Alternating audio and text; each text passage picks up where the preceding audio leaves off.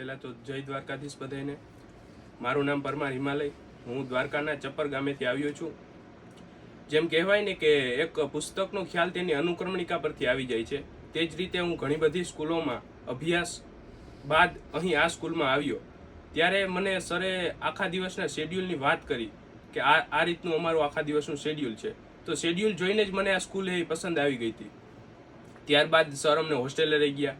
હોસ્ટેલનું શુદ્ધ સાત્વિક જમવાનું અને ત્યારબાદ અમને હોસ્ટેલેથી અને સ્કૂલેથી અઠવાડિયેથી 2 અઠવાડિયે અમને કોઈ અલગ સ્થળે મુલાકાત માટે લઈ જાય છે અને માઇન્ડ ફ્રેશ માટે અમને ક્રિકેટ જેવી ગેમો રમાડવામાં આવે છે.